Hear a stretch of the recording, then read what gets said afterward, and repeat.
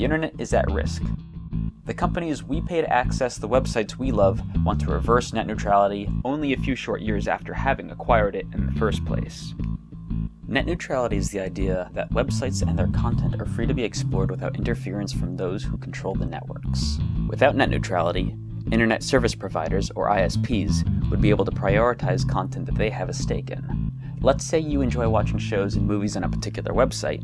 Your ISP could create another online streaming website to directly compete with them. Your ISP could then slow down the speed of the website you use while charging them extra, all to convince you to switch to their service.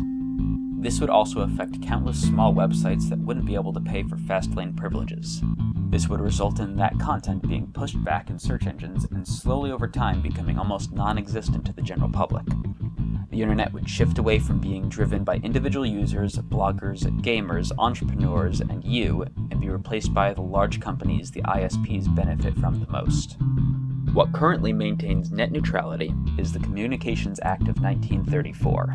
More specifically, the distinction between Internet classification as a Title I information service or a Title II common carrier. Information services under Title I have light regulation, while common carriers under Title II have heavier regulations since they are deemed to provide a necessary public service. Broadband internet was ultimately classified as a common carrier in 2015 following several attempts at preventing net neutrality in Congress. This gives the FCC the ability to regulate ISPs and prevent them from discrimination in policies regarding speed and pricing for any particular website or type of content. Data is quickly becoming one of the most valuable resources in the world, and there is an incredible amount of money that can be potentially made from manipulating the flow of information. It is a corporate entity's job to make as much money as possible. Not safeguarding that information with net neutrality provisions would be akin to trusting a known kleptomaniac with not picking up a gigantic pile of money sitting right next to them. Now, the new chairman of the FCC has recently declared his intent to roll back regulations on broadband internet to Title I instead of Title II. This would result in the FCC's inability to enforce net neutrality.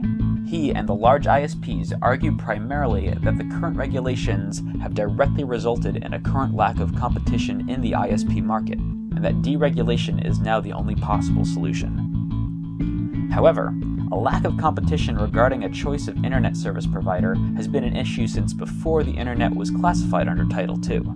A large portion of the country has only 2 or 3 options of ISPs, and some regions that have only one. Territories are often divided up where ISPs can inflate prices without fear of losing customers to other brands. It has gotten to this point with the internet under light touch regulations as a Title I information service as far back as 2002 before the reclassification. Now they claim that light touch regulation is supposed to fix the problem that it initially caused.